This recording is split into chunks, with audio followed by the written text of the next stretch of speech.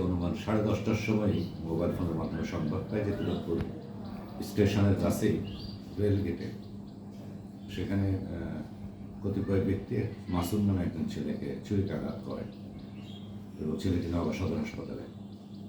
খবর পেয়ে আমি সঙ্গে অফিসার সহ সেখানে যাই, গিয়ে ঘটনা বিষয়ে জানার চেষ্টা করি। জানতে পারি যে মাসুমকে তারই চাচাতো ভাই সিফলু এবং তার পরিবারের অন্যান্য আত্মীয় স্বজন এদের সাথেই জমি জায়গা নিয়ে পূর্বশত্রুতার জের ধরে তাকে সেখানে পেলে তাকে এলোপাতারি কুপিয়ে জখম করে এবং স্থানীয় লোকজন তাকে হাসপাতালে নিয়ে গেলে কর্তব্যরত ডাক্তার মাসুমকে মৃত ঘোষণা করে।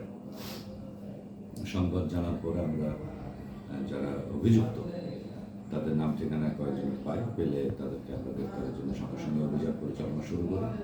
এক পর্যায়ে তথ্য প্রযুক্তির সাহায্যে জানতে পারি যে তারা সান্তাহার রেল স্টেশনে অবস্থান করছে।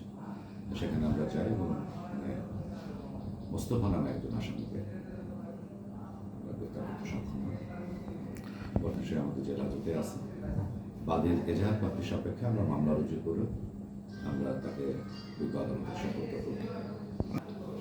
ওটা হচ্ছে আক্তারপুর থানার সীমানার মধ্যেই, যদিও অ্যাকিউজড এবং ডিজিজড অর্থাৎ অভিযুক্ত এবং আপনার মৃত ব্যক্তির বাড়ি নওগাঁ সদর থানা এলাকায়, কিন্তু ঘটনাটা ঘটেছে আমার সীমানায়, আমার থানা এলাকায়। যার জন্য এবং পরবর্তী যে আইনানুগ কার্যক্রম সেটাও আমরা নিচ্ছি।